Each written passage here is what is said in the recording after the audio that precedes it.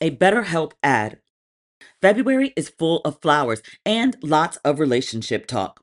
But whether you're single, married, or dating, just remember you're right on time.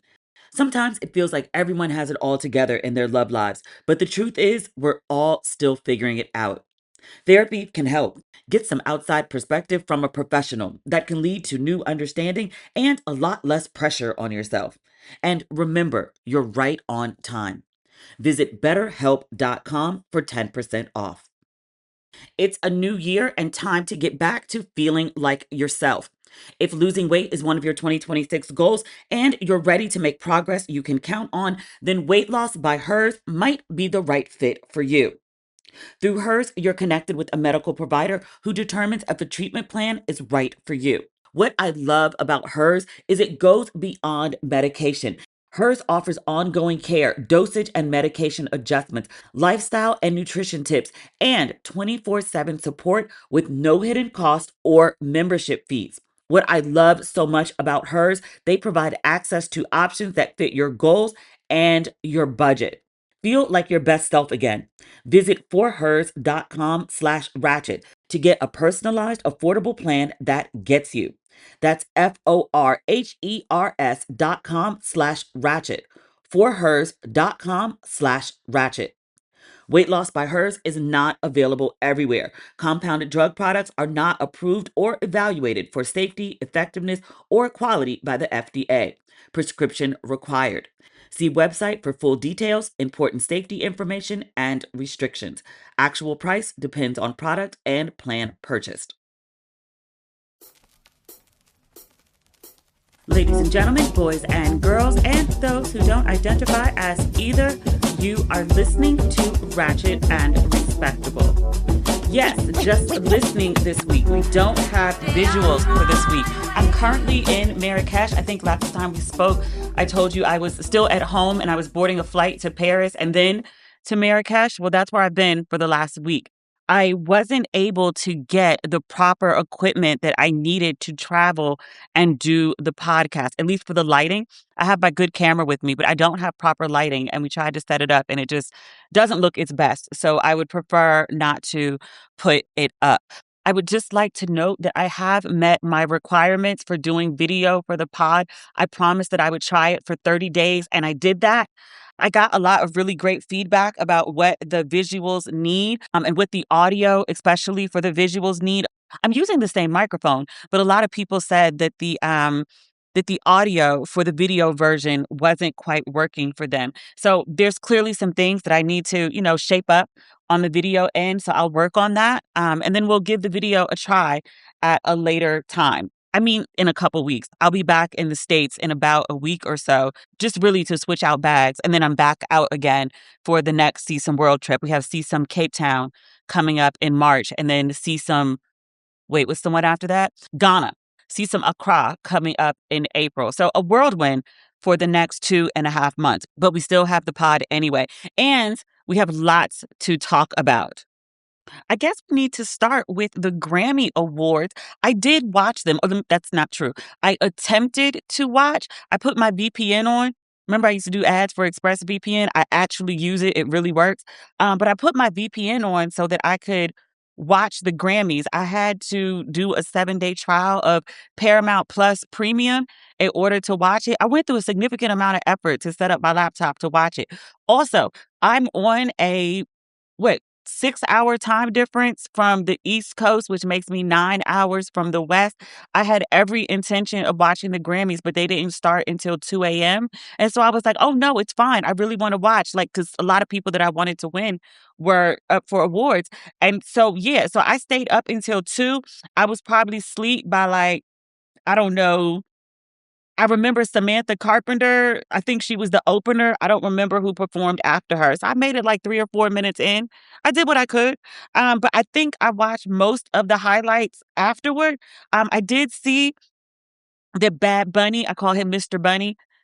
Years ago, he was on a red carpet and some photographer was trying to get his attention and was like, Mr. Bunny, Mr. Bunny. So I call him Mr. Bunny. But he won album. Yes, album of the year. It's the first time ever, that an all Spanish language album has won album of the year. I saw his I did not really so much his acceptance speech. Well, I did see that he called out ICE, but I saw like when his name was announced for winning album of the year and he just sat there to take in the moment. I saw a lot of people thought that he was I don't know, being performative, I guess. I think the man was genuinely stunned. Like, a lot of folks noted, they were like, "Well, he was just sitting there and clearly overwhelmed, and, like, no one came over to him initially, to, like, make sure he was alright. They just let him sit." And I was like, "Well, yeah, because he was in his moment." I mean, he's gotta know he's like, a mega, mega artist. He's headlining the Super Bowl, my God. But no one with an all Spanish language album has ever won this award. So, like, like, clearly he put out the best product he could. He thought he could do it. He got nominated. There was a chance, but, like, it's never been done before. So, like, can I be the first? I would imagine that's something that he was thinking, and then, like, fuck around and find out that he is. I would also imagine that at some point in his career, he was deterred for performing in Spanish. I'm sure there were conversations with him about crossover and success and mainstream, and to push against that grain. I'm positive, without even knowing his backstory, I'm positive that came up. But to push against that grain, against the naysayers, and then, all that it takes to be number one, it's just a lot of BS behind the scenes. And sometimes publicly it spills out. And then it be successful when you had to, like, prove it to yourself and perhaps everyone else around you. Like, I get how that could take a moment. I was really, really, really happy for him. I don't really understand. I speak just enough Spanish to get by in Mexico. I don't really understand most of the words when he sings, but I'm here for it anyway. I'm very, very, very excited about the Super Bowl. He told us we had 4 months to learn Spanish so we could know what he was talking about. I didn't use my time wisely. I've been working on my French. I mean, it's still terrible, but it's better than what it was. I was in Paris last week and I actually did okay. Like, I understood way more than I used to. I can't always speak, but I can understand much better. I'm like a baby. This is progress. But no, I'm very, very happy for him. I saw Kendrick and SZA won Song of the Year for Luther Vandross, which did Cher announce the album. That was a lot. Cher got a lot going on. Like, she came out to present and she, like, forgot she was supposed to present, and then she came back and she was like, "Oh, the winner is Luther." But, like, Luther has been dead for a very long time. Like, what she meant was Kendrick and SZA. They figured it out. They got to the stage. They accepted the award. It was all good. But very, very happy for them. Just in case you were wondering, because I had to look it up too, album of the year is actually for, like, all the songs on the album versus song of the year, record of the year. I'm sorry. I said song of the year. SZA and Kendrick won record of the year. Record of the year is actually, like, everything about, like, the single, not a full album. That's the difference. Kendrick also won for best rap album, which, not surprised. I saw the D'Angelo and Roberta Flack tribute. I heard as much about that as I heard about the Mariah Carey tribute. That wasn't at the official Grammys. That was at that was at an event before the Grammys. It was bad. Let's not mention it. Billy Porter, who can in fact sing his ass off, he should not tribute Mariah again. Mariah looked mortified. Even Jennifer Hudson. Jennifer Hudson was part of the tribute. Like, we know J Hud can sing. This is not even a question. But J Hud singing Mariah, it wasn't bad. It's just, Mariah's like Prince. She can't really hide her face. I mean, maybe she can, but she doesn't try to. But it was written all over her face that she was, like, unpleased with the performance, that she found it ungood performances, that she found it ungood. And I also found it ungood. So I understood why her face looked like that. I thought the D'Angelo and Roberta Flack tribute was actually really good. It was kind of like not even kind of, it was Lauryn Hill and friends, a lot of friends. I'm going to forget all the friends. John Baptiste was there. Lucky Day was there. Raphael Sadiq, I think that's who that was. He was there. Layla Hathaway was there. Lauryn Hill brought out a bunch of people, including Bilal, who sang Untitled, How Does It Feel? He did a really good job with that. I mean, Bilal can sing his ass off. But I just talked about two people who can really, really sing who did not tribute properly. But no, Bilal did a really, really good job honoring D'Angelo. And then Lauryn Hill also sang a couple Roberta Flack songs. She sounded pretty good. I have such mixed feelings about Lauryn Hill. I mean, the primary one is Love and Adoration, like the Miseducation album, and then also the Unplugged album, which doesn't get enough love. Literally, quite literally changed my life. I mean, not quite literally too. I'm not just hyperbole. I love Lauryn Hill. I will never go see her in concert. But after I watched her tribute, I went down the YouTube rabbit hole and like watched her sing. What's the it could all be so simple, but you rather make it hard. Loving you is like a battle, and we both end up with scars. I love the way her voice has matured in the way that she sings that song. It brings me great pain, but also great joy. But yeah, I think that the sign that I went and started watching Lauryn Hill videos is a testament to how beautiful her voice is and how much I love her as an artist. I thought that was a good tribute. Oh, I'm reading here on Yahoo.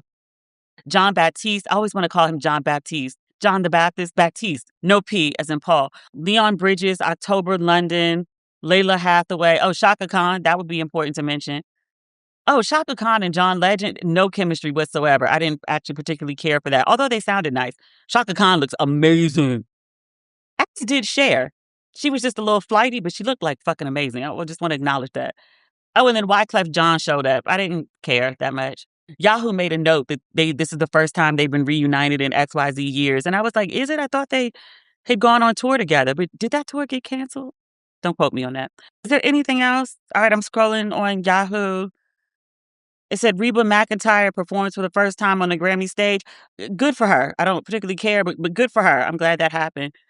Notably, I think they said this was the first time Lauryn Hill had performed on the Grammy stage since 1999. And I was like, was that when she won the Grammy the first time? It might have been somewhere around that time. But over 25 years since Lauryn Hill performed. I mean, I said something about it to a friend and they were like, well, she only has one album. And I was like, hey, the Unplugged album actually does count as an album. I believe that it went platinum. You can actually quote me on that.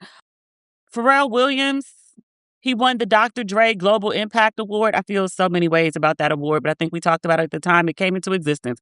We don't need to belabor the point. He told everyone to, quote, never stop working. I'm 52, which is freaking amazing. People talk about how young he looks, but you notice he always wears his sunglasses now, kind of like Babyface. The eyes give a lot away. I'm just saying. He says, I'm 52. I get to do this every day. If you do what you love every day, you get paid for free. Okay, weird time to have an ode to capitalism, but sure. You love your job, and I'm very happy for you. Tyler, the Creator, performs. I really like him. I know on a previous episode, I called him Travis, the Creator. I don't know what I was thinking about at the time. I must have been mixing him up with, what's the little boy? Not little boy. He's probably like a 30-year-old man by now. He used to date one of the Jenners. You know what I'm talking about. But I mixed up the two names. I don't know how I did that. But like, I really genuinely like love Tyler, the Creator.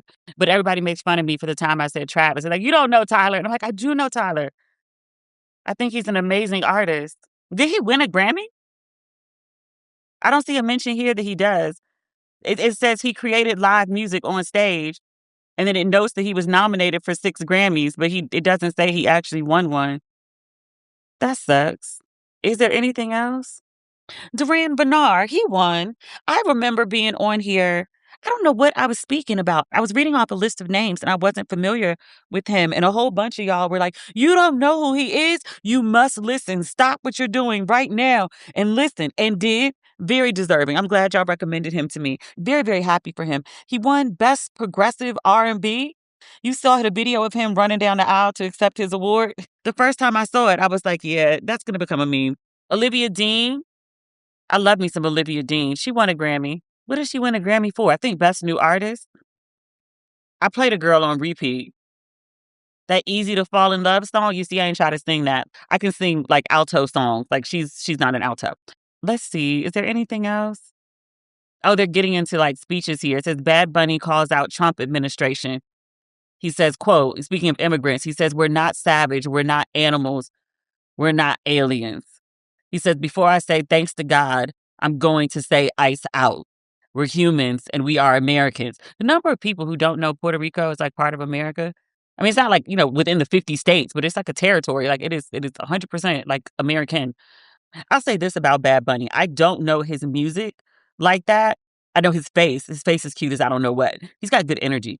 But what I really love about him is how he rides for his people. What he did in Puerto Rico with his residency, he brought $400 million into Puerto Rico's economy with his residency. And he also worked really, really hard to make sure that the ticket sales were accessible to his core fan base. They weren't like, like Adele tickets, for instance. They were like over $1,000, sometimes 3,000 for decent seats.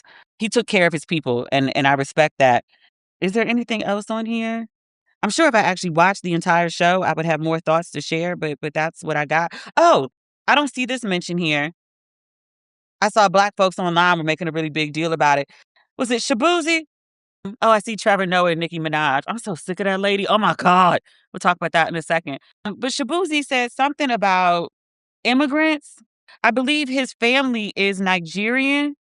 He shouted out immigrants. I think he said, I'm going to look up the exact quote, but I think he said, like, immigrants built this country. And I saw a lot of people online felt a way about that. I'm reading this on Forbes. Does it talk about the backlash of it? Yeah. He dedicated his first Grammy to the American immigrants who he said, quote, built this country, literally. It was during an acceptance speech after winning Best Country Duo Group Performance for Amen, a collaboration with Jelly Roll. So the full quote is, "This is for all children of immigrants. This is also for those who came to this country in search of better opportunity to be a part of a nation that promised freedom for all and equal opportunities for everyone willing to work for it." He says, "Thank you for bringing your culture, your music, your stories, and your tradition here. You give America color." And he specifically talked about his mother. He dedicated the trophy to her.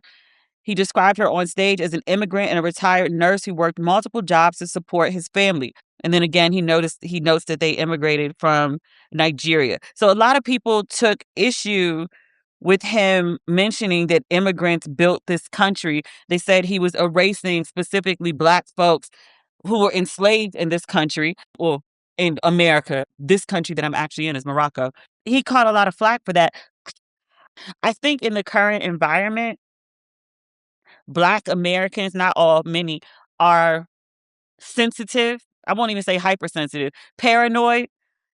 Is it paranoid though, if it's kind of true? Of being overlooked and erased. There is a full-on assault on all people of color in this country, including Black Americans, even though we are American, but we are very rarely treated as such. I get treated more like an American when I'm overseas. Like, I get the privileges that come with being an American when I'm overseas that I don't always receive often, not always, not even not always, that I often do not receive when I am in America. I could do a whole episodes, books on just that alone.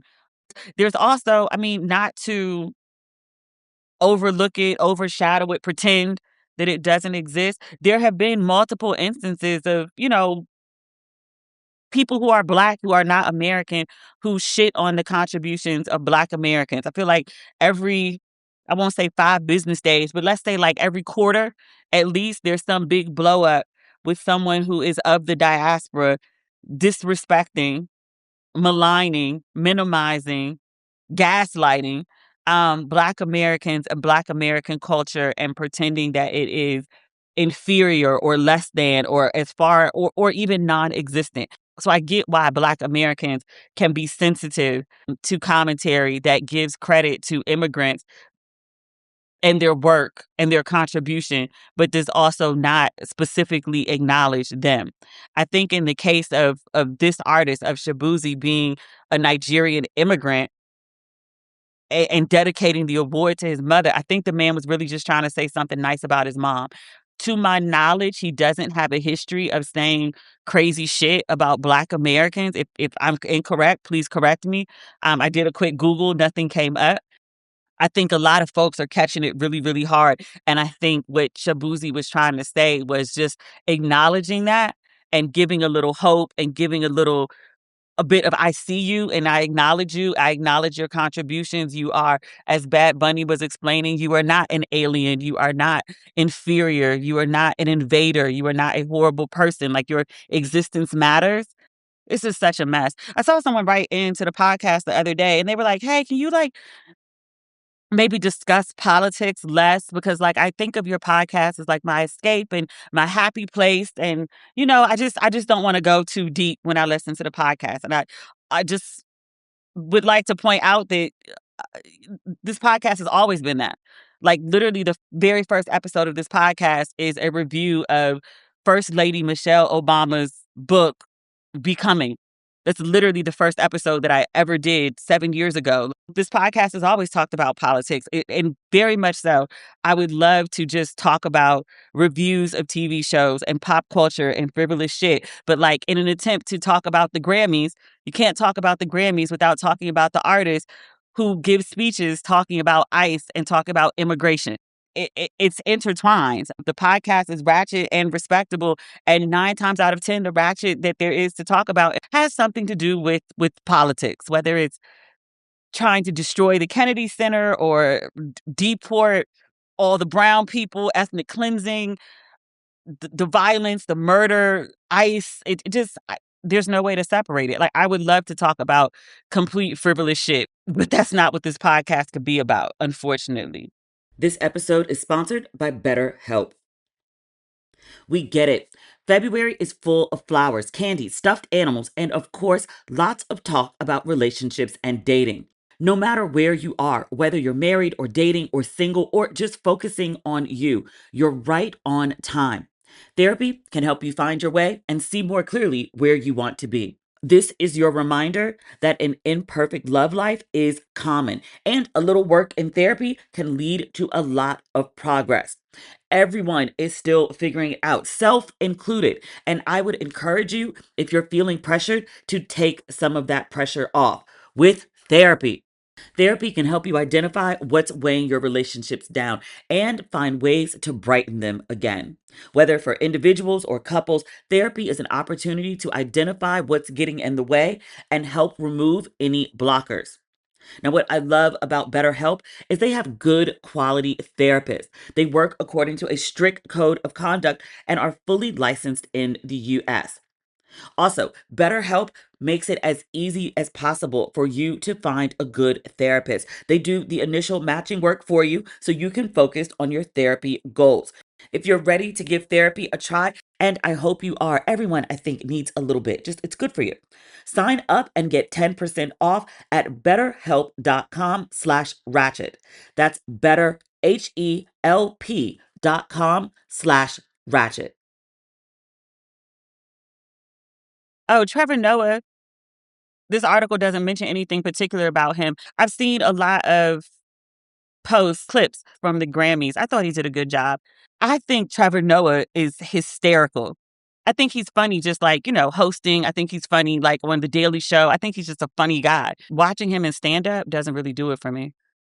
It's like watching Chris Rock. I think Chris Rock stand ups are great, but I don't think Chris Rock is funny when he's like trying to be funny in movies. Like it doesn't really do much for me.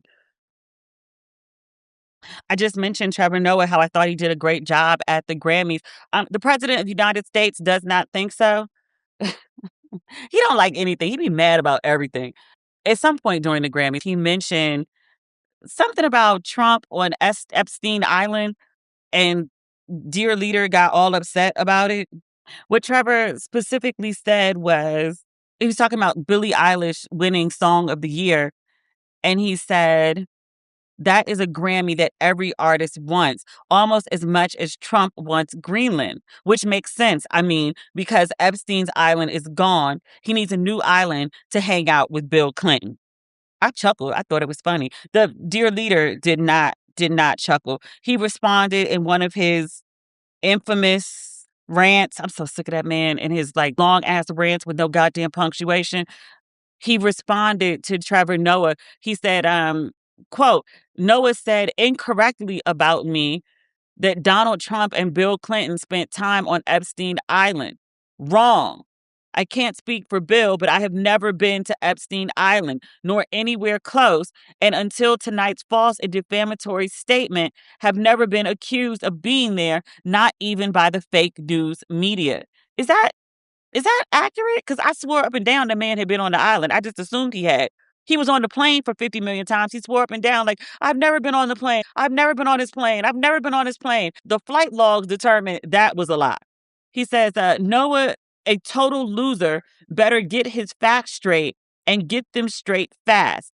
It looks like I'll be sending my lawyers to sue this poor, pathetic, talentless dope of an MC. Yeah, whatever. Many people have pointed out that like Trump will never sue anyone about whatever they say about him and Epstein Island because okay, you sued me, so now we need discovery for the lawsuit, and I have to go dig up in all your shit. He don't want nobody digging all up in the files that they still haven't released the full, like all of them, to the public. That's a whole separate story. My God, there's so many stories with this man. Trevor Noah also had jokes about Nicki Minaj, who was not present at the Grammys, which he did note.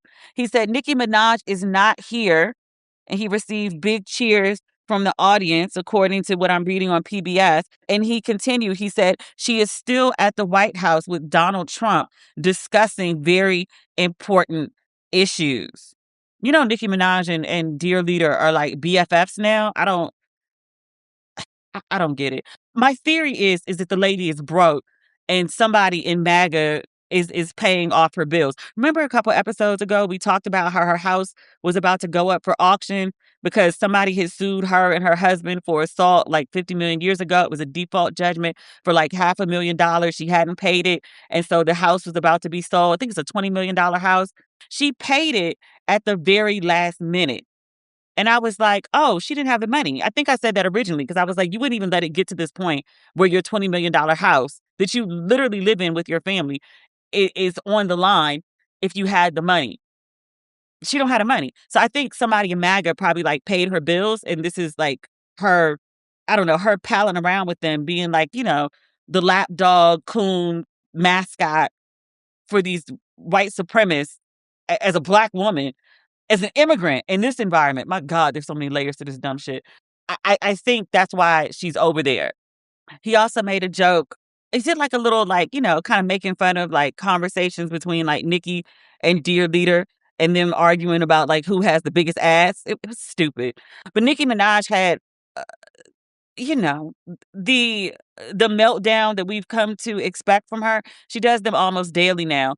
I don't know if she started going the high road and then lost it or whatever, but she says, as they do their ritual tonight, God Almighty will reveal himself to them. The ritual will backfire on them. God will not be mocked. Blessed is the mighty name of Jesus Christ. Every tongue that rises up against me in judgment shall be condemned and put to shame. The Hollywood Reporter describes her as the super freaky girl rapper said on her X account on Monday morning. The lady literally has Minaj in her name. This is not her government name. Like, and you over here ranting about like in Jesus' name. Look, I don't have no problem with people who want to love the Lord. Loving the Lord, praising God in defense of a sex offender. It's not just like a regular felon. Like if you did felonious things and you changed your life, like grace for those that seek it, depending on what they did to fuck up. But like you doing all this in defense of a sexual offender, like your husband, like your brother. I just Also, Nikki didn't stop there. She continued. Yahoo Entertainment notes that she responded to Noah and then just various rants throughout the night. About 24. And I was like, oh, she's having some sort of episode. Okay. She responded also to Trevor Noah specifically. She says, Trevor refuses to come out the closet when everyone in the industry knows his boyfriend. Let me just be real clear. I give two shits about Trevor Noah's sexuality. I just, again, find it just really bizarre that a woman who has made music about essentially being bisexual, who has added Minaj as her, stage name, She wants to fuck her or be in relationships with more than one person at a time. Given her music, it's sort of implied that it's at least one other woman. So there is a same-sex attraction. This is not the first time that she's ranted about this. Like, she maligned Don Lemon also for being same-sex loving. I don't know why I'm trying to make sense of a woman who defends a sexual predator. I find myself doing it like the last few episodes just because we have to talk about her because she's in the zeitgeist. But I'm just like, girl, I do not get it. I'm not even sure you get it. I think this is the drugs. Something's going on because the shit don't make no sense. I'm like, are you just stupid? Or is this like you smoke crack, don't you, Sam? Don't you smoke crack? Don Lemon got arrested last week, I guess 4 or 5 days ago. I'm clearly not in the country. I'm on a 6-hour time difference. I'm not attached to my phone. My internet access goes in and out. I was sitting on a rooftop at Cabana in the middle of the Medina in Marrakesh, and my phone needed to be charged. It was dying, so I wasn't just like compulsively scrolling. And I don't know, I checked my DMs for whatever reason, and someone had sent me a message that said, "Oh my God, they arrested Don Lemon." And I was like, the fuck? For what? Like, I knew there was talk about arresting him, and we talked about it on the podcast, literally last episode, of Don Lemon being accused of leading, igniting, participating in the protest in that church in, I think, St. Paul. And I very clearly like explained the difference between being a protester and being a journalist. And like, Don Lemon was at the church in the capacity as a journalist. He was in fact interviewing people. Like, he found a news story and covered it. Like, this is the basic standards of journalism as I have practiced it, but also as I was taught it in J school. I lost it. We'd been up since the crack of dawn that day. I think we got up to go to like the YSL Museum and the gardens like super early in the morning. We were there by 8 o'clock. And so we've been running around all day. It was probably like 2 or 3 o'clock when I finally saw the message that Don Lemon had been arrested, and we were headed back to the house anyway. But I literally went upstairs and laid in the bed. We were supposed to be napping, and I literally just scrolled and scrolled and scrolled and scrolled and scrolled, and it was constantly updating until I heard that Don Lemon was released from jail. You listen to this podcast, you know that I got a soft spot for Don Lemon. I respect him as a journalist. I appreciate that he, upon departing CNN, I mean, Don Lemon got paid out his contract and is worth millions. He could really go sit on a beach somewhere and scratch his ass. I appreciate that he is a journalist, and it is just in him to go get this story, to find the truth, to talk to people, to get the facts, to cover the good story. He has access that he's built over, decades of being a journalist, and he puts it to good use. I love that he is on YouTube and that he is doing his own thing. And again, on the previous episode, I was like, Drunk Don Lemon is absolutely amazing. Free Don Lemon is my favorite Don Lemon. As a journalist, as a person watching someone else grow, I have a deep respect for him. I didn't realize how bad it was until that man was in jail, and I literally prayed for Don Lemon's safety. There's a couple more things at play here. One, the idea of being a journalist and being persecuted for doing your job, and your job that is literally covered in the Constitution. It's literally, freedom of the press is literally the only occupation that is specifically called out and protected in the Constitution. Journalists are that important.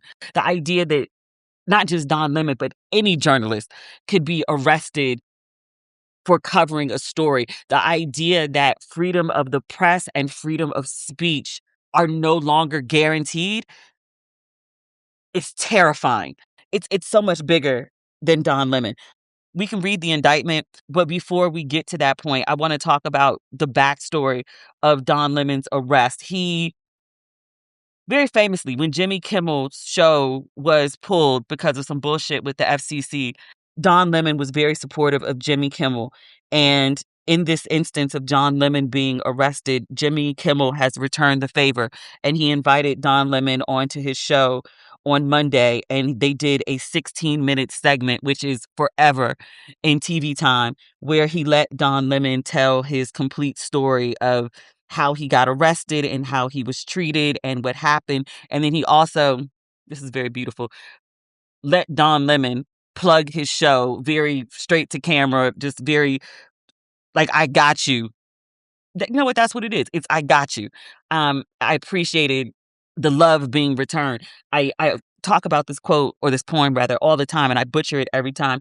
But it's the idea of like I didn't say anything when they, whoever they might be, the feds, the U.S. government in this case. I think the original story was actually about the Nazis, but okay. But when they came for others, like, I didn't say anything. Like they came for the Jews, they came for these people, they came for that people. But when they came for me, there was no one left to speak up. In this case, when they came for Kimmel, a lot of people spoke up, one of them being Don Lemon. And so eventually when they come for Don, Kimmel was there to speak for him because someone had spoke up for him. It's a nice moment, I guess. Moment is the understated word. I don't have the proper word for it. I just finished watching, for the purposes of this podcast, the interview with Don Lemon and Kimmel, and I'm really upset about it. Not because Don said anything wrong, but just like what's happening to him is so unbelievably wrong. So a couple things. I took notes. Don said that initially when Trump had retweeted somebody saying that Don Lemon should be arrested, he didn't really take it all that seriously, but he was like, but then he saw like other people in the administration had kept saying it, Pam Bondi being one of them. And so he was like, oh, maybe I should take this a little more seriously. And he's like, I actually got a lawyer. And he said, my lawyer reached out to the DOJ and was like, so what y'all trying to do? Like, if you're going to arrest my client, then he could just come in and turn himself in. They didn't get back to him or the lawyer. Don says that the lawyer reached out 1 or 2 times. He wasn't entirely sure. He said that he left Minnesota. He had gone to LA to cover the Grammys. He was in his hotel and some people, he wasn't even sure who they were, started jostling him. He said they knocked his glasses off. And he was like, WTF, what's going on? Like, why are you all up on me? And they were like, well, we're here to arrest you. And he was like, for what? And then also he was like, well, where is your warrant? And so they had to go get it from somebody else. And then that person brought it up and showed it to him on a cell phone. And he was like, I can't read that. I need my glasses. So he said he had his Apple Watch on. He said he tried to call his husband Tim. We'll talk about him in a second. Didn't answer the phone. He said Tim was asleep. He said he tried to call his lawyer. He said his lawyer was in transit. I think he said his lawyer was on a plane. Don said that he had on, he said when they arrested him, they handcuffed him. He had a bracelet, a diamond bracelet that his husband had given to him as a wedding gift. And he said the bracelet was like cutting into his wrist. And so he asked the agent, I think it was Homeland Security, who was arresting him. He said, hey, my husband is upstairs in the hotel room.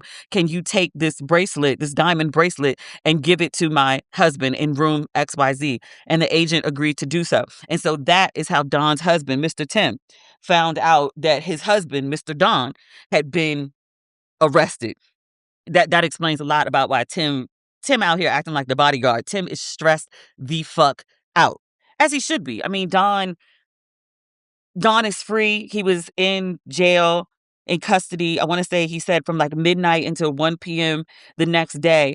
But he's facing, I think, at least 2 charges of violating a federal civil rights law. It's bullshit. Before the feds could get a grand jury to charge him, they went to 2 different judges who refused to issue a warrant. And also they tried to appeal it. And they were like, no, like based on this information, he's done nothing wrong. Like I'm not issuing a warrant to arrest him. So they ended up going to a grand jury. We'll get to that part, the grand jury, the indictment in a second. I want to talk to you about what else Don talked about on Kimmel. Don said that the officers who arrested him were trash. That's not what he said. He didn't say trash, but he said they weren't good. But he said once he actually got to the feds, was it the FBI? He said they treated him decently. He was in holding. He didn't know what time it was because they eventually took his watch. He didn't know that it was a big deal that he had been arrested. And I was like, forgive me, nigga. And I said, I would love. Do you know that you're like MF Don Lemon? Apparently not. He said he asked one of the officers, he was in the holding cell, to walk him to the bathroom. He said they would take him to the bathroom whenever he needed to go, and they would stand there and like watch him. Don literally was like peeing. But he said he was walking by, and I guess he said there was an open door CNN was on the TV, and he saw on the television that they were talking about him being arrested. And so he asked the officer, and he was like, what's going on? They're talking about me being arrested on CNN, like former CNN anchor Don Lemon, blah, blah, blah. And he was like, yeah, like they've been talking about it all day. And so that's kind of when he realized, like, oh shit, like I'm a news story. And I was like, wait, what? Don's lawyer eventually shows up when he's getting out of jail. And husband Tim is there as well. Tim ain't letting Don out of his sight anytime soon. Tim is stressed the fuck out. Don said the lawyer gave him a statement to read outside, and the lawyer said, you can change it and put it in your voice, your words or whatever, but I just wanted to make sure you had something to like say to the people. And Don was like, what people? And he was like, the people who are gathered outside the jail because you've been arrested. And he was like, they're gathered outside? Don. You know how sometimes you talk about people and be like, yeah, like he is who he thinks he is. Don, I don't know who the fuck you think you are, but you need to like think bigger. Like you're Don motherfucking Lemon. I think maybe he knows now. He seemingly didn't know before, which I was like, bruh, like you've been on TV, like you've literally been in our living rooms for decades. Like, dude, what? Okay. Don went out. He read his statement. He said he's going to fight. He, denied the allegations. He says he was there as a journalist. He said he got out. He was worried about his YouTube channel because he was like, that's how I make my money. And I was like, Don, you literally have millions of dollars and a husband who does luxury real estate. Like, y'all were not missing the mortgage next month. Don was concerned about his YouTube because he was like, that's how I make my money. What happened with my YouTube? Because, he goes live, I think, twice a day. I think either his lawyer or his husband, I didn't write down who it was, informed him that his YouTube had been running like nonstop. Like they've been doing basically a live stream for 9 hours. And like every journalist he'd ever met, everyone who was a friend of his, and they've been talking about him and his freedom and America and all the crazy ish that's going on. They've been talking about it all day. So he made his money for the day. The mortgage would be paid. The lights would be on. I was like, nigga, you have money. It's not the point. It's not the point. He's passionate about what he does, not about the fun. Although he did specifically say, that's how I make my bread and butter. And I was like, Don, what? Mr. Tim can't afford the mortgage? Don, is that what you're telling us? You ain't married no broke man, Don. Stop it. Stop it. Don, stressing everybody the fuck out. Mr. Tim more than anybody, but me too. He decided not to cover the Grammys once he got out. He said he thought it would be weird because he was like, like I am the news story right now. Like I'm a trending topic. Like it would be strange to be on the red carpet asking people like who they wanted to win, and what they're wearing. So he went to the Grammys, but he didn't do the red carpet. Let's see, what else did he say? Oh, I didn't say this. The first thing Kimmel asked Don when he came out, and I should also say this, it's not appropriate given the, the very seriousness of this conversation, but you know me. Don looked fucking amazing. And I was like, is it Botox or some other kind of filler? Was there a facelift at some point? I don't know what's going on with Don. He looks freaking like youthful. Fresh. He's always looked much younger than he is. Like that's that melanin. But he looks like really just the cheekbones are sitting high. The forehead is not wrinkling. And I was like, sir, you got like good injections. I know what a Botox forehead looks like, but not too much because he still has expression in his face. His skin is it's pure. It's beautiful. Like not a blemish, discoloration in sight. Don's face looks beautiful. The only way you can tell there's a little bit of aging. And how old is Don Lemon? Is Don 60? Don is 59 years of human age. He looks, I would say, about comfortably, I would say like mid-40s. He looks good. And those cheekbones, I'm looking at the picture here. Don's cheekbones look amazing. I think maybe he lost some weight. He don't look like Ozempic. He looks like just fresh, like he's been working out. Don looks amazing. He on a good suit. I couldn't tell because I'm looking at this on my monitor. I don't know if it was the exact color. I couldn't tell if he had on tan or if there was like a light marigold situation. Beautiful color. Whoever picked this for him, if there's a stylist involved, I would imagine there is. Beautiful choice. Beautiful choice. But trim, tan, relaxed. I'm like, how you just got arrested by the feds? Like, you have federal fucking charges. You just had to sit up in jail. You got arrested at a hotel room and taken off by strange, mean men. And you got the nerve to sit up here just looking the most relaxed you've ever looked in life. Mr. Tim is carrying the stress, but Don never looked better. Literally. But Kimmel did ask Don and said, he said, Don, how you doing? Are you okay? And Don said, I don't know. I don't know. He said he was going to keep pushing. He's going to keep fighting. He's going to keep doing his work. He is not deterred. But in terms of just like his feeling, his overall feeling, he doesn't know if he's okay. And then he acknowledged that, the charges against him are very serious, despite two judges in an appeals court refusing to press those same charges.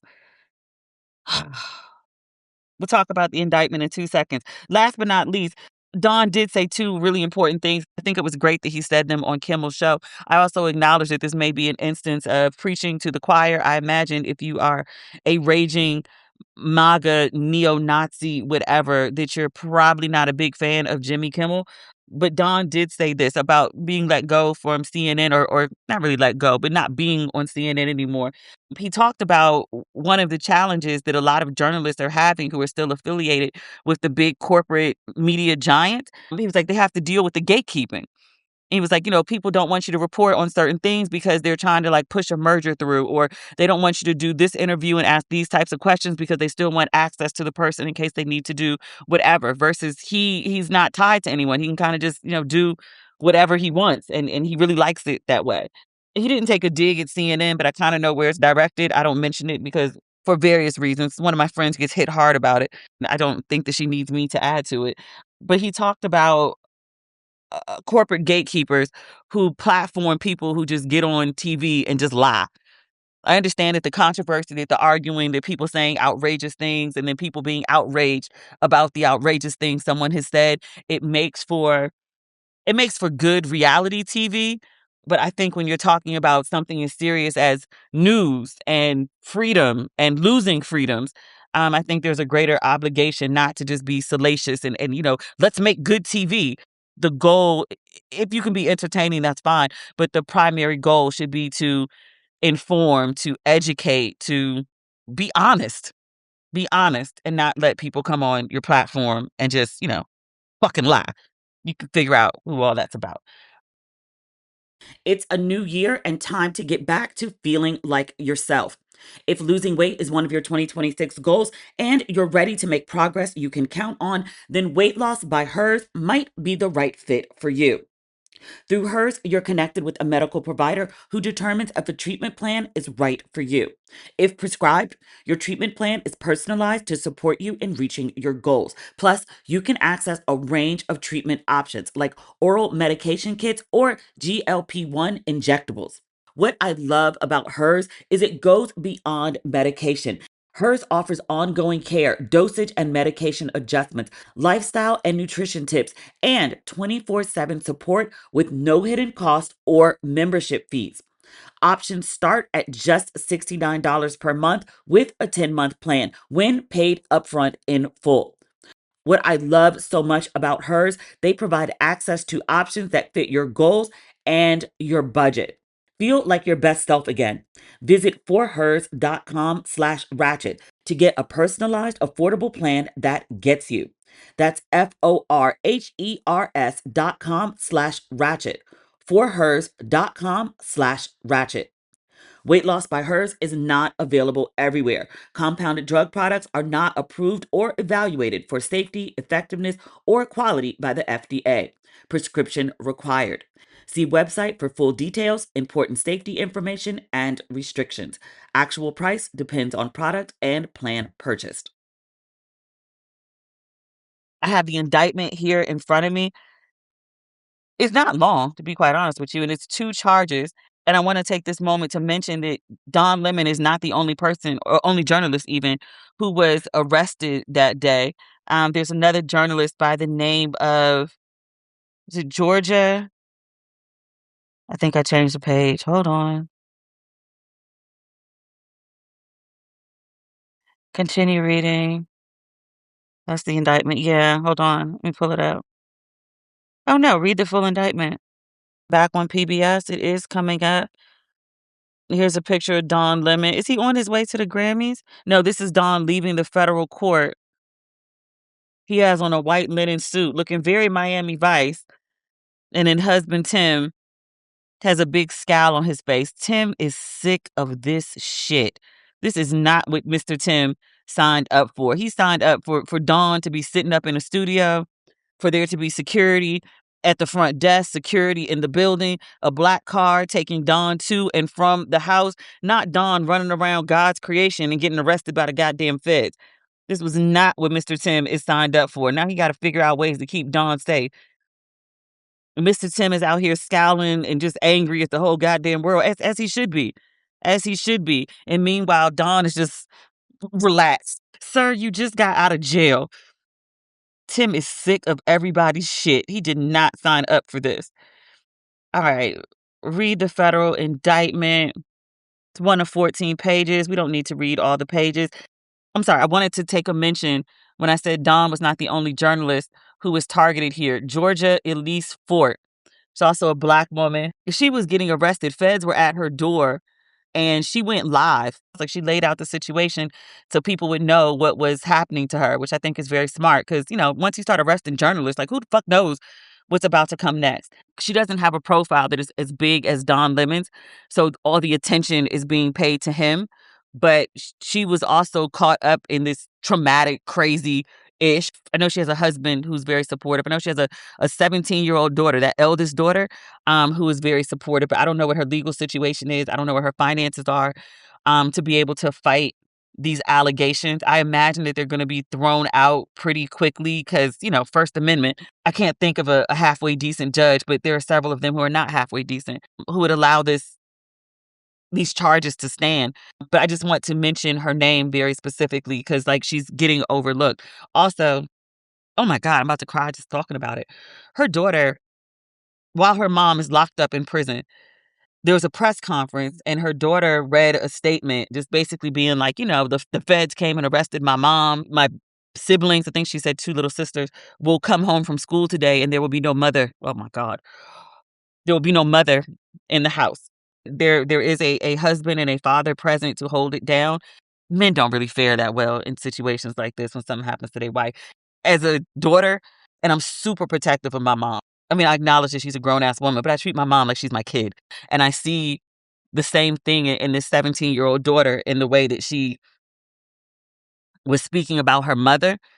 The daughter read the statement and she did beautifully. And I hate that she, as 17 years old, was in the position where she had to step up and do that, where she has to read like a press statement about her mother's arrest because, God damn it, her mother's been arrested. Like that's insanity to me. And then I saw like a video of Georgia getting out of jail and her daughter was there. She just sort of curled into her mother and the mom had to comfort her and, you know, basically say like, it's okay. Like mommy's here. Like, I'm okay. Like, I'm back. I'm okay. I just also felt absolutely awful for Georgia for this whole ordeal.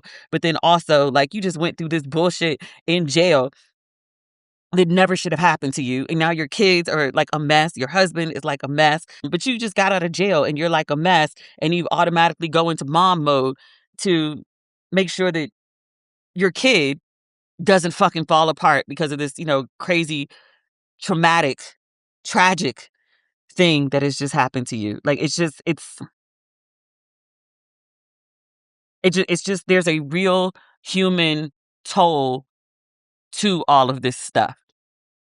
It's not just, you know, oh, somebody got arrested and okay, they got let out and blah, blah, blah. But like the weight of these charges, the trauma of seeing your mother taken from your house and you don't know if or when she's coming back, explaining that to your siblings or trying to manage your dad. Like I could just tell by the way the daughter spoke that the father, and I'm not saying he's a bad man. I'm not saying he's a bad husband. I'm not trying to imply any of that. I know what an only child daughter and an eldest daughter acts like when shit goes astray in the family. I may be projecting. That's fine. I'm just telling from what I saw from the press conference and then how the daughter reacted when the mom came home. I know that. There's a real human toll. That's what I'm trying to say here. Okay, we can go to the indictment. I'm not reading this whole thing because most of it's just bullshit. January 18th, 2026, City's Church, Christian House of Worship, St. Paul, Minnesota. Church's pastors leading the congregation, blah, blah, blah. It says they were exercising and seeking to exercise the First Amendment right of religious freedom at a place of religious worship, a right that is protected by federal statute, codified title, code, section, blah, blah, blah, blah, blah, blah.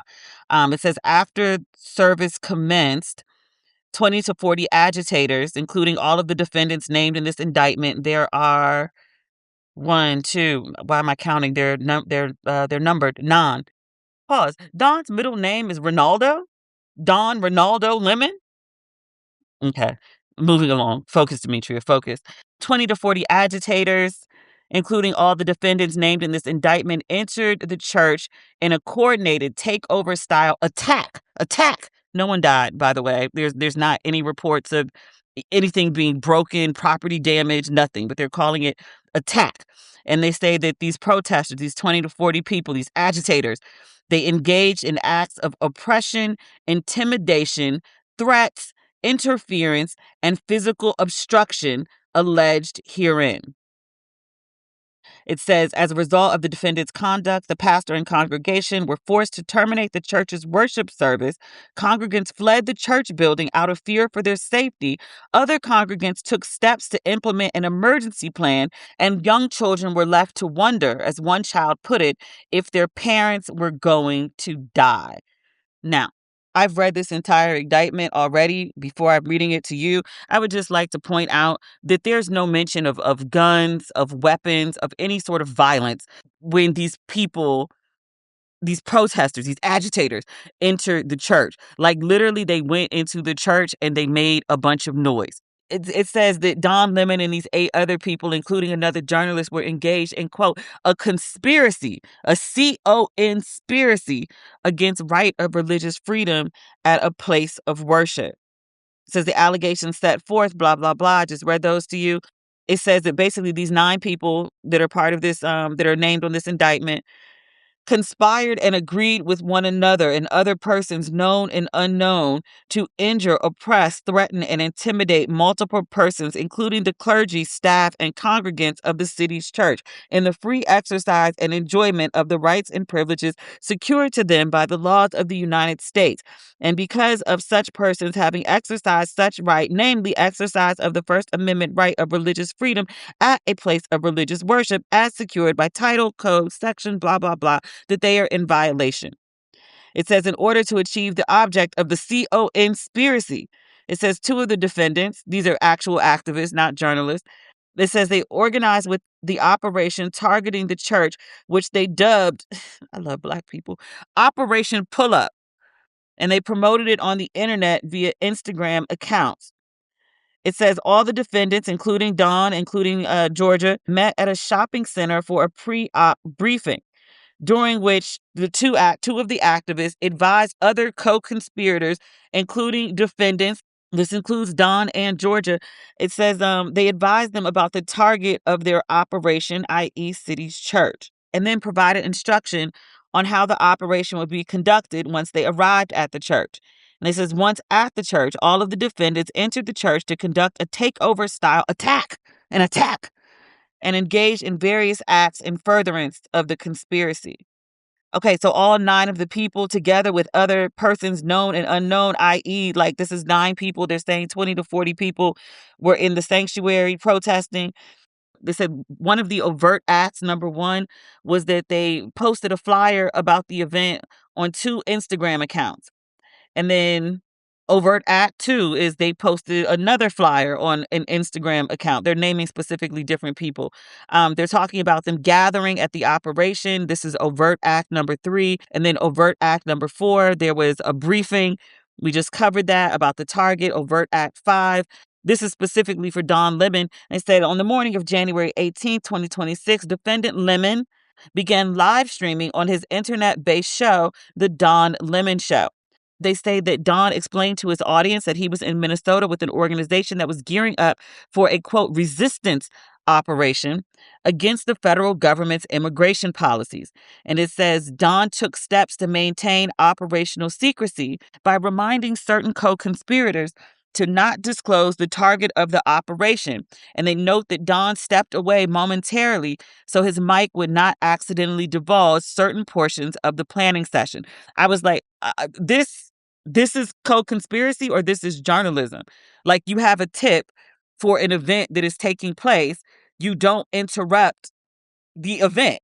You're covering a story and you're going to stop the story from happening? Huh?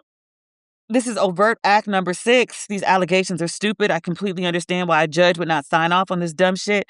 It says during a discussion with defendant, one of the activists, it says defendant Lemon thanked defendant and activist for what she was doing and assured her that he was, quote, not saying what's going on, i.e. he was not disclosing the target of the operation.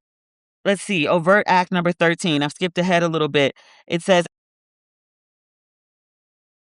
as the pastor was beginning his sermon, one of the activists, here is listed as defended, but the person is an activist, and I'm just making a distinction between them not being a journalist, interrupted the service with loud declarations about the church harboring a, quote, director of ICE, which is a fact, and indicating that the time for judgment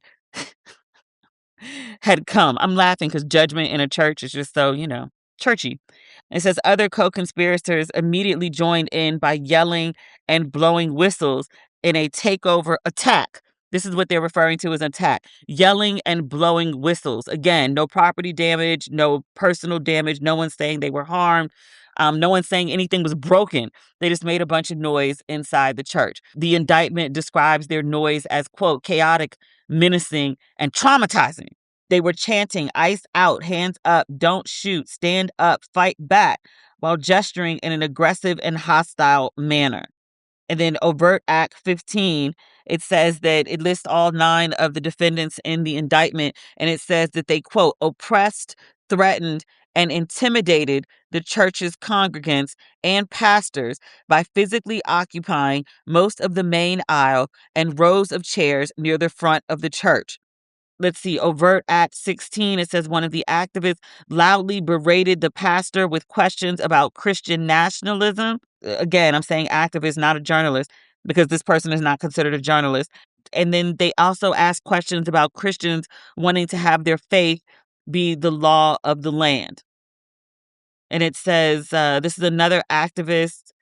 It says they were disruptive. They were saying ICE must be out, punching his fist in the air, notably not punching a person, just a fist in the air. Okay. Called one of the congregants a Nazi and asked and asked children who were in the church, "Do you know your parents are Nazis? They're going to burn in hell." I'm not laughing at Nazis. I'm laughing at somebody saying that to a kid. That's fucking hysterical. I'm sorry. It says defendant Lemon, this is one of the overt acts that make this a conspiracy. They said defendant Lemon told his live stream audience about congregants leaving the church and about a, quote, young man who Lemon could see was frightened, scared, and crying. Lemon observed that the congregants' reactions were understandable because the experience was, quote, traumatic and uncomfortable, which he said was the purpose.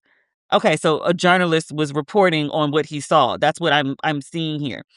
Another overt act that they're accusing Lemon of, they says defendant Lemon acknowledged the nature of it by expressing surprise that the police hadn't yet arrived at the church and admitted knowing that the whole point of the operation is to disrupt. So again, a journalist reporting on what is going on. It says defendant Lemon asked one of the protesters, he says, "Who is the person that we should talk to? Is there a pastor or something?" And that defendant, this is Armstrong. Pause. Armstrong, I believe, if you've seen online, there's a picture of a Black woman being arrested. Tall Black lady, brown. The actual picture of her, she looks very stoic.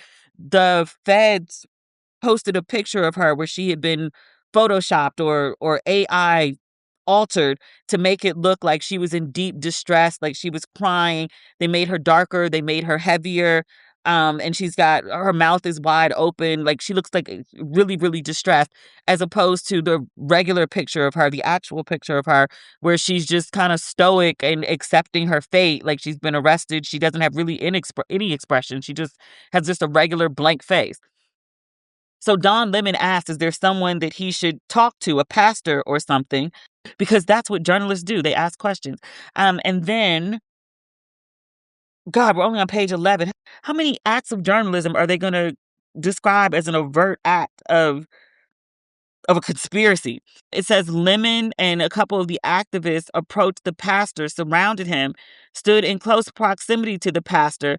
It says in an attempt to oppress and intimidate him. They physically obstructed his freedom of movement while Don Lemon, the journalist, peppered him with questions to promote the operation's message. Or was he just a journalist asking questions because he's a journalist and that's literally the fucking job? Okay. Not okay. It says, while talking with the pastor, defendant Lemon stood so close to the pastor that Lemon caused the pastor's right hand to graze Lemon, who then admonished the pastor, please don't push me.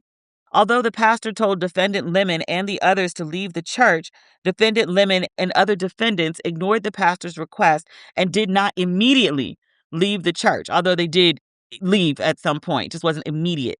Oh, this is protest stuff. They were saying, who shut this down? We shut this down. They said agitators blocked the stairs leading to the church's child care area. They said it made it difficult and hazardous for parents to retrieve their children.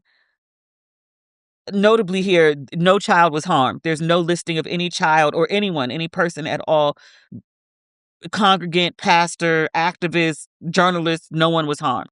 It says at one point, defendant Lemon posted himself at the main door of the church where he confronted some congregants and physically obstructed them as they tried to exit the church building. And they say he was challenging them with facts about U.S. immigration policy. So the journalist was informing people. The journalist was asking questions of people if they were aware of facts. It says as a minivan full of children was preparing to depart from the church, one of the defendants walked in front of the minivan and angrily yelled at the occupants. An activist and journalist, Fort, stood in front of the minivan while Fort interviewed Armstrong. So a journalist doing an interview. Okay, that's all count one. That's the conspiracy. And then count two is accusing all the defendants of injure, intimidate, and interfere with the exercise of right of religious freedom at a place of worship. And so it goes through again, like basically all the stuff that they are alleging that they did. They're saying that they used force, threat of force, physical obstruction, intentionally injured, which I was like, there's literally no mention in this whole indictment of someone being injured, but it's mentioned in count two. It says intimidated, interfered with, attempted to injure. There's not even an allegation of that. Intimidate and interfere with multiple persons. Literally the only description in this entire lawsuit where it's like an intent to injure, that something could be potentially interpreted that way, is when Don Lemon says that the pastor, or I think he said it was the pastor, touched him and he was like, please don't push me or please don't touch me or something like that. That's the only time anyone's described as laying hands on anyone else. So I'm not clear where they say intentionally injured or attempted to injure. Like there's literally there's nothing in this lawsuit. We're on page 13. We're almost done. Yeah, this is complete bullshit. Like I said before, I'm going to guess this will probably be thrown out pretty quickly if it gets in front of a halfway decent judge. The problem is like our systems are so corrupt at this point. Who knows? Who knows what a judge will do? Although there are a couple decent judges left. I was reading online earlier today, Haitian immigrants, their immigration status was set to change. Let me see. I'm reading this on BBC. It says a federal judge has temporarily blocked the Trump administration's attempt to end deportation protections for more than 350,000. 350,000, that's a lot of people. Haitian immigrants who are allowed to live and work in the U.S. legally under temporary protected status. It was a scathing I'm actually scrolling down. BBC also described it as scathing. It says in a scathing 83-page ruling, the judge denied the Trump administration's motion to have the lawsuit dismissed, granting the plaintiff's request for the deportation protection to remain. I'm tired, y'all. I'm sorry I'm reading like this. While the case makes its way through the courts. The plaintiffs in the case are 5 Haitian temporary protected status holders. The judge quoted that the 5 Haitian TPS holders, quote, they are not, it emerges, killers, leeches, or entitlement junkies. And these are terms that Noam had used to describe this group of people. It says the judge's ruling recognizes the grave risks Haitian TPS holders would face if forced to return. This is not the line I'm looking for. I might have to find it. I think I screenshotted it. Please tell me I did. Because I knew when I saw it, and I was like, this sounds like some bullshit. Anna C. Ray's District Court. I did. So this is her conclusion. She put this in a legal document. She says, Judge Ray's writes, quote, there's an old adage among lawyers. If you have the facts on your side, pound the facts. If you have the law on your side, pound the law. If you have neither, pound the table. Secretary Noam, the record to date shows, does not have the facts on her side, or at least has ignored them. She does not have the law on her side, or at least has ignored it. Having neither and bringing the adage into the 21st century, she pounds X. Kristi Noem has a First Amendment right to call immigrants killers, leeches, entitlement junkies, and any other inapt name she wants. Secretary Noem, however, is constrained by both our Constitution and the APA to apply faithfully the facts to the law in implementing the TPS program. The record to date shows she has yet to do that. These judges, some of them, I wish there were more of them, are sick of these goddamn people. I hope they continue to be sick of them because they're our last line of defense. Like, we are in an ungood place. There was another ruling. I think it was about the little boy. Liam, the little boy they took from Minnesota and they sent him to a detention facility. They tried to use him as bait to get his family to come out the house. A judge was like, leave that little boy alone and send him home. He is back home. I was deeply concerned for that child. Let me see. Yeah, judge orders release. This is also on the BBC. Wow, BBC. The picture of the little boy is all over the place in America. BBC, because he's a child, has blurred out his face. But it says the judge has ordered the release of a 5-year-old boy and his father from an immigration detention center in Texas, condemning it as driven by a perfidious lust for unbridled power. Child, I got a whole English degree and did well on the SATs, and I got to look up perfidious, deceitful, and untrustworthy. Use it in a sentence. A perfidious lover. It's an adjective. Huh. Underhanded, treacherous, deceitful. Good to know. Now, I'm going to say that like 50 million times, right? Okay. Wait, did I pronounce it correctly? Perfidious, meaning how to pronounce. I'm over here like Kai. What's that little boy? The streamer. People made fun of him for, he was reading. I don't remember what he was reading. He was encountering words as he was reading, and so he was looking them up in the dictionary, and he also didn't know how to pronounce them. Did I mention this on the podcast before? I hope that I did. But I think the word that had tripped him up was spontaneity. He wasn't sure how to pronounce it, and he wasn't quite sure what it meant. So as he was reading the book, he went and looked up the word, and, he struggled to pronounce it, and he, looked at the, phonics and all that stuff, and he figured it out. He got it right. And a lot of people clowned him for essentially, as I see, improving himself. And they were kind of like, why do you need to read and know all these big words? Like, you're, in your early 20s, you make millions of dollars as a streamer. Like, what's the point? Like, why? And I was like, y'all niggas is dumb and want to stay dumb. Like, if you don't know something, look it up.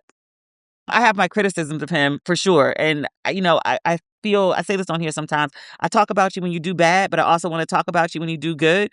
And I applaud him for actively trying to improve himself, because that's what I see him doing. And I was like, oh, he's going through a transition. Like, I don't know if he is able to recognize it because he's very young. But I was like, oh, he's literally like growth. I wish this was video now so you could see me like making the Insecure. Remember Kelly on Insecure? She was like growth and she made the hand signal. We'll be back to video soon enough. Let's see. It says the judge also included a photo of the little boy in his fluffy blue hat in his ruling. It says the case has its genesis in the ill-conceived and incompetently implemented government pursuit of daily deportation quotas, apparently even if it requires traumatizing children. Also, I just want to acknowledge that was a beautiful use of alliteration. Oh my God. The judge continues. It says, observing human behavior confirms that for some of us, the perfidious lust for unbridled power and the imposition of cruelty in its quest knows no bounds and are bereft of human decency. Bereft is one of my favorite words. It's not used hardly enough. Yeah, some of these judges are fighting the good fight. Please continue to fight. Like we need everybody possible. It's all hands on deck on the front lines. Last but not least, do we have time to do this today? I guess I'm just going to be up all night. I'm supposed to be up at 8 a.m. to take my ladies to the spa. We just had the opening night dinner for See Some World, and I didn't have the podcast finished, and it's Tuesday, so, I got to do the podcast. That just is what it is. Rolling Stone did a interview with Rashana Landfair. This is how she's described in the title, the girl in R.Kelly's infamous tape. The 14-year-old who he was seen peeing on in his basement, that girl. And she did her first ever interview because she has a book coming out where she talks about her decade-long abusive relationship with R. Kelly. Let me go ahead and state a trigger warning. We are discussing R. Kelly. You can imagine it's bad. It's always bad. This is your warning right here.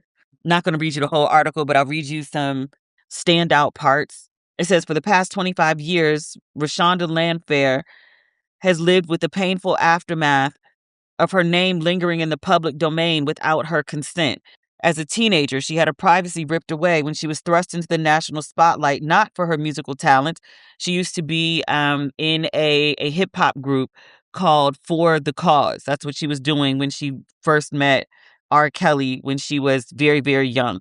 So thrust into the national spotlight, not for her musical talents, but for the perversions of a man deemed a musical genius. She became known as the 14-year-old girl in a sickening R. Kelly videotape, a documented encounter of child pornography filmed by the man she called her godfather. Wait till you get the story about how that happened. She is now in her early 40s. Rolling Stone notes that she stands around 5'0", even in platform Uggs. And she's determined to take back ownership of her story and her name with the release of a new memoir. It's called Who's Watching Shorty? Reclaiming Myself from the Shame of R. Kelly's Abuse. And it is out as of Tuesday, today. Rolling Stones notes that this is not a tell-all or an expose, but Landfair does describe how she became ensnared in Kelly's web and how the singer kept her trapped there for more than a decade through a persistent and dizzying combination of love bombing, control, secrecy, and abuse. Reading directly from Rolling Stone, in fact, quoting, it says, quote, there were punishments too, leaving scars and black eyes. It says Kelly recorded himself sadistically spanking Landfair to the point that she would bleed. She reveals that she was still a virgin in the infamous tape, the one that he urinated on her. Yeah. And she says at the time her mind was, quote, and unquote, soupy because he'd been feeding her Cristal champagne. She's 14 years old. I saw that tape. She looked much younger. She looked more like she was 11. The article noting here that she looks young and her nickname was Shorty and tracks with her throughout her life, looking much younger than what she is. It says for years she had refused to watch the tape, only doing so when she agreed to testify in Kelly's 2022 criminal trial. She expresses her hurt, frustration, and anger over how so many people and institutions failed her, including members of her own family.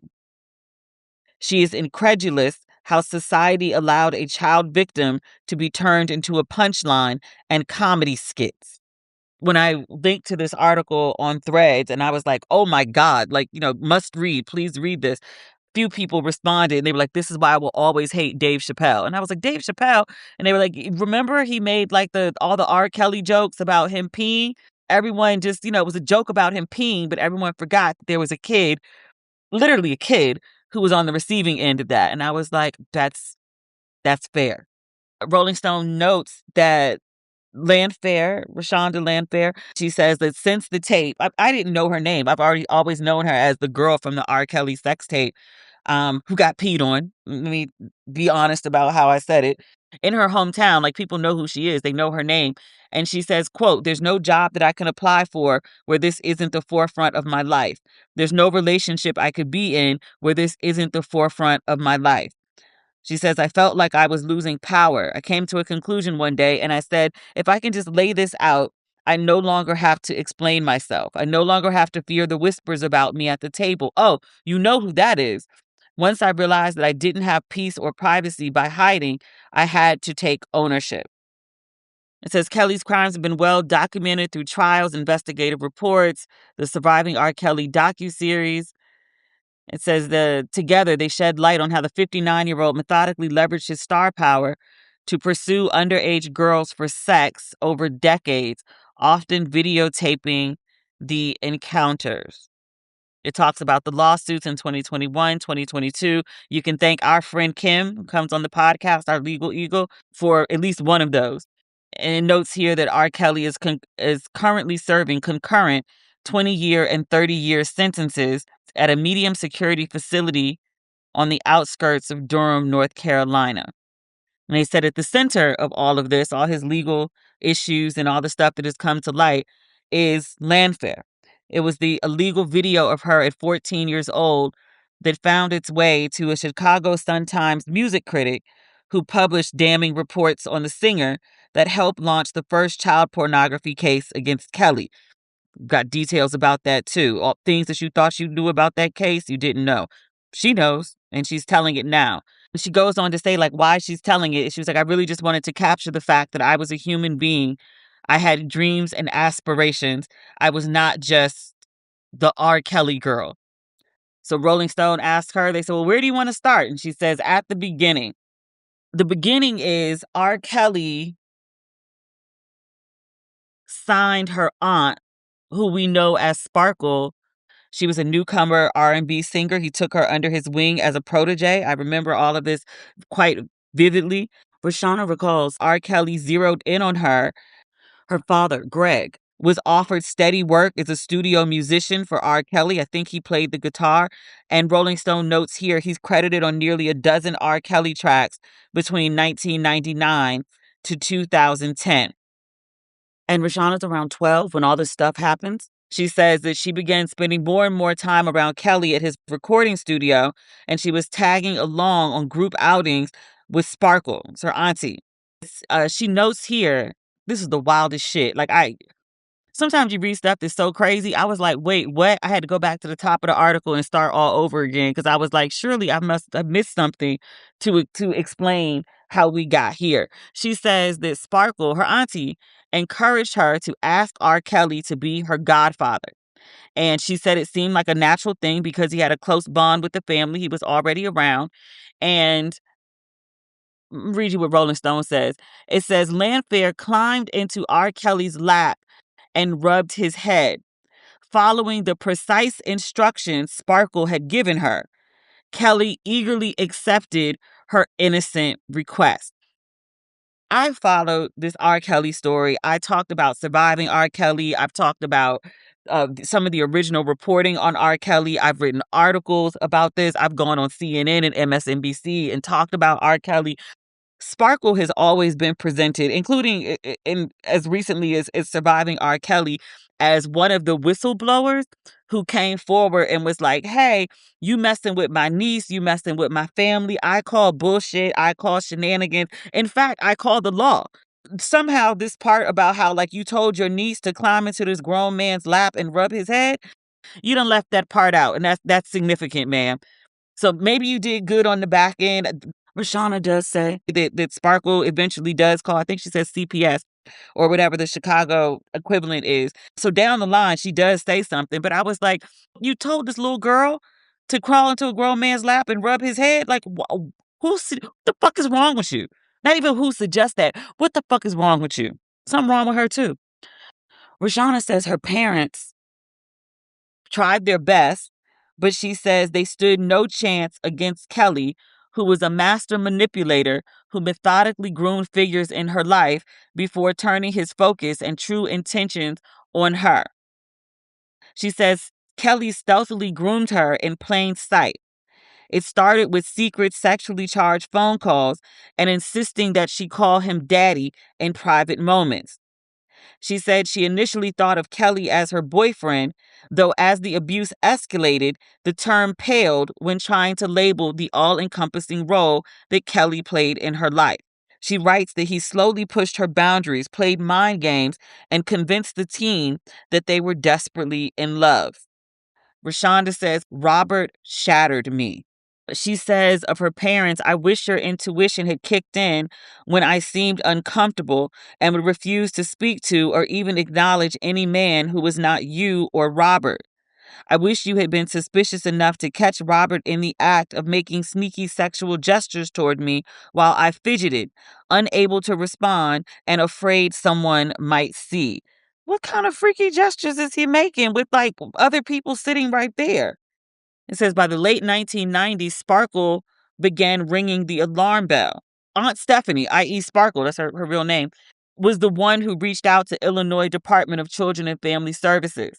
I wonder what the catalyst was for her doing that. Because clearly you knew, like, you know, he something was wrong with him to tell your niece to climb into his lap and rub his head. You knew that was enticing for him, like a little girl doing that.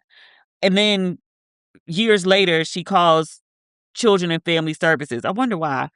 She said her parents came to her, like, after, Child and Family Services were involved, after Sparkle called.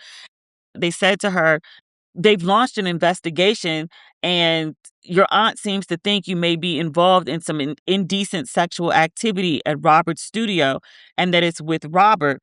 What do you have to say about that? And she said Kelly had been preparing her for this moment. He'd put her through extensive coaching. That's what she describes in the book. She says he drilled her like a military sergeant until she could smoothly lie about aspects of their relationship. She said they would do long days of rehearsals, long days of grooming. It was until you got it right, until he felt like you could walk out the door and represent it the way he translated it. She says her parents accepted her denial of the relationship, and then years later, they got undeniable proof with the emergence of the videotape. She describes it as a nightmare scenario. She says she and Kelly were both adamant about their love. She was 17 years old when the tape came to light. She said she was so deep under her abuser's spell that her parents had no hope of successfully luring her away from Kelly. Instead, they knuckled down and tolerated the situation, which neither parent fully understood the scope and depravity of. She tells Rolling Stone, my dad didn't want to be that person we saw on Lifetime, banging on windows and throwing rocks and trying to get his daughter back. She says between the years 2002, when Kelly was arrested on a 21-count indictment pertaining to child pornography charges, and his 2008 acquittal were spent under a fog, with Kelly keeping Landfair under his thumb even more than before. Okay, my understanding, because she didn't testify at Kelly's initial trial, the story at the time was Kelly had sent this girl and her family over to Europe. He was putting them up. They were going on shopping sprees, living off his millions, but like he was keeping her out of America so that she wasn't able to testify. She and her family were like living in the lap of luxury. They had been paid off to shut the girl up. People said, like, basically they sold their daughter to R.Kelly. And they blamed the family. They blamed the daughter. They didn't really blame R.Kelly. It was kind of like, well, men gonna do what men gonna do, and he's rich, and rich people are different, and whatever. The truth of where the girl was at the time is horrifying. She describes it as, quote, being under house arrest, although that's arguably too forgiving because it was more like she was in, quote, hostage-like conditions. R. Kelly was paranoid. Courts were after him. He thought that she might turn on him. He moved her between various locations, including his tour bus, recording studios, and cramped office spaces, none of which were bedrooms, she notes. There were times I would be sleeping on a chiropractor table. There were times where I would be sleeping in the closet. Kelly's lackeys dropped off meals, often delivered with a specific code knock on the door. Even going to the bathroom required Kelly or someone else to approve. And yet, despite the supposed secrecy of her whereabouts, she was never truly hidden. Kelly would host parties at the spaces that she was in, and she would be confined. She would listen to the parties from wherever she was being kept. She says her father would steal away from the event and knock on her door.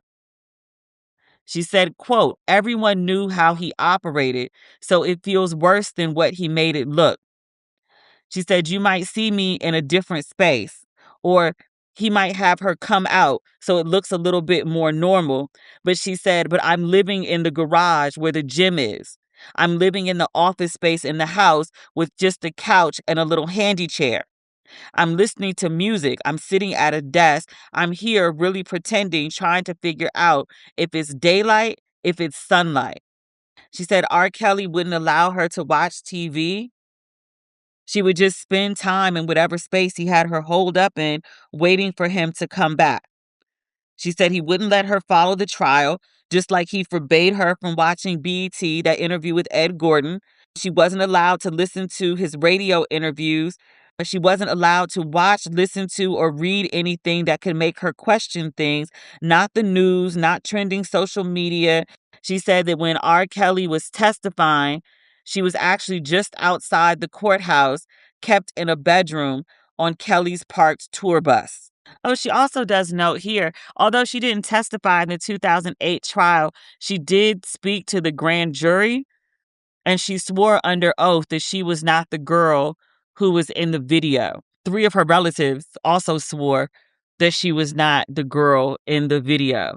Even though, Rolling Stone also notes, more than a dozen witnesses, including some of her relatives and friends, testified that it was, in fact, her on the video. But then 3 of her other family members was like, I mean, yes, there are a dozen people saying that this is our relative. No, it's not.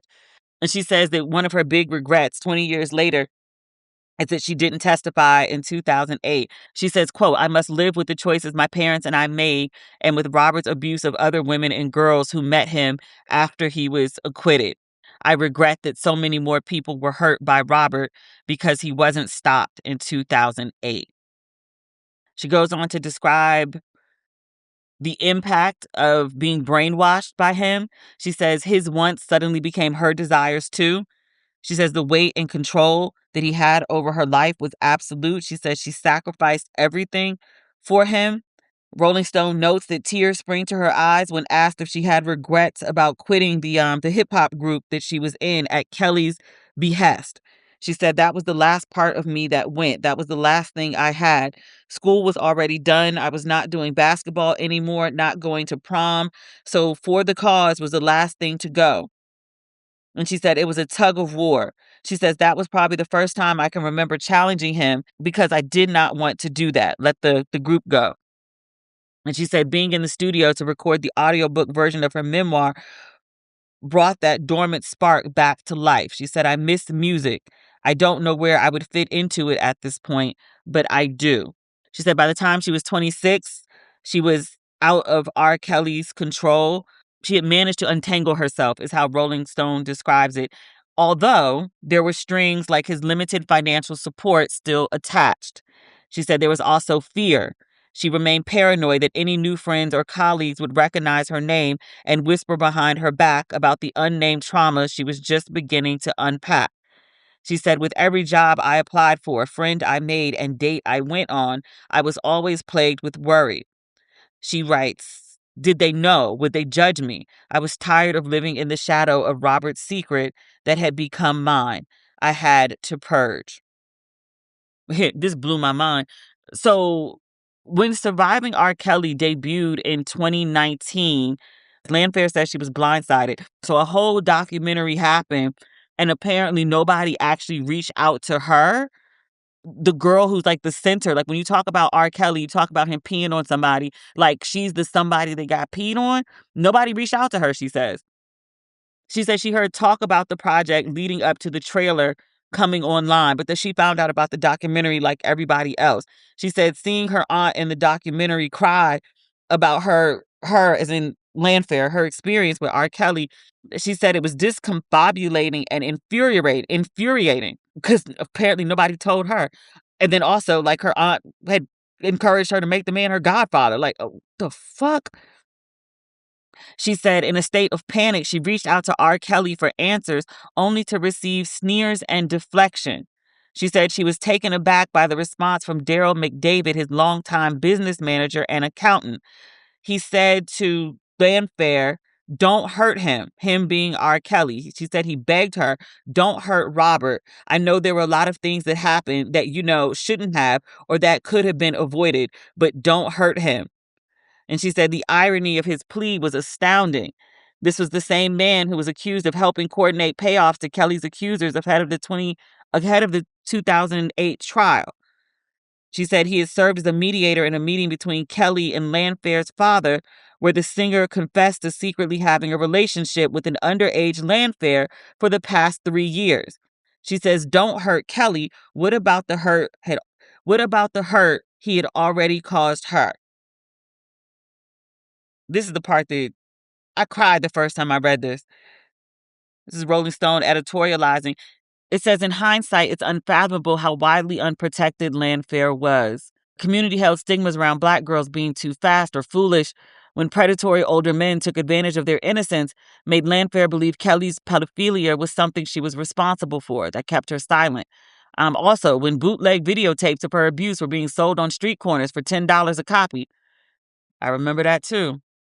When national newspapers bypassed the now standard journalistic standards not to disclose the names of sexual abuse victims or minors, but they used her full name, often misspelled, in their reports. And then also when Chicago's Cook County prosecutors failed to protect Landfair as a victim, choosing to show her face in open court as they played the explicit and degrading 26-minute tape numerous times.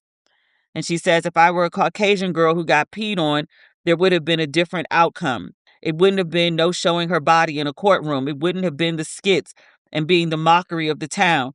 I'm not here to pull a race card or anything like that. I'm just speaking from my heart. And Black girls, we develop fast. We're a little curvier. We wear our hair differently. And that becomes our fault if something like this happens. This is sad. For so long, I believed it was something I did. The entire time, nobody treated me the way I was supposed to be treated. To the public, I was a mockery. I was never a victim, so I never saw myself as one. Jesus. It says when Kelly was indicted again in 2019, she was ready. She testified under a Jane Doe pseudonym, and she said she willed herself to look directly at Kelly. She said, he gave me a nasty look. And she recalls it with slight disbelief. And she said, but that was also my confirmation that I was sitting in the right place. I felt like the nerve of you to hear all the things that you've taken somebody through and for you to still feel like I owe you something or I'm disloyal. That's what made it easy for me because I'm like, you don't get it. You think you're untouchable. You're still lying. This goes on to talk about how Kelly was unchecked in Chicago. This is a really sad detail that I'm leading up to. It says, even now, 4 years after juries across 2 states confirmed the testimonies from survivors by finding Kelly guilty on a range of heinous charges, Kelly's presence looms over his whole town. The journalist, she says her Lyft pulls up to take her to the studio where she's scheduled to do this interview. And she says Kelly's 2000 song, Bad Man, is playing out of the radio. She says the song isn't intentional. It's just part of a Chicago-themed playlist pumping from the radio system. But the casualness of Kelly's music still being part of people's everyday lives was a jolting wake-up call. And she goes ahead and she mentions this to Landfair during the interview. And she says she's unfazed. She says, yeah, it's everywhere I go. She says, I work in a high school. And when I walk into work every morning, R. Kelly is playing on a loudspeaker before I get my day started. Whoever's doing that, they know who she is. to play R.Kelly knowing that she's working there and who she is in context to him is a deliberate choice. She says, I just go into my little shell and eventually it passes. That's just how I handle it.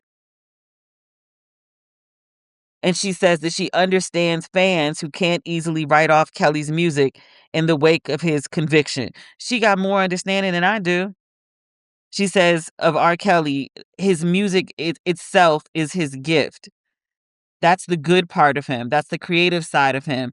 So I can't take away a fan's memory of what they felt when that song came out. Yeah, you can. If anybody has a right to do it, you do. She says there have been moments where she contemplated moving away from Chicago, putting physical distance between a city that still openly supports Kelly and is ground zero for some of her most painful memories. But for now, she's planted in a place she genuinely loves, where she was born and raised and where her family is. It's the home that she's created for herself and her son.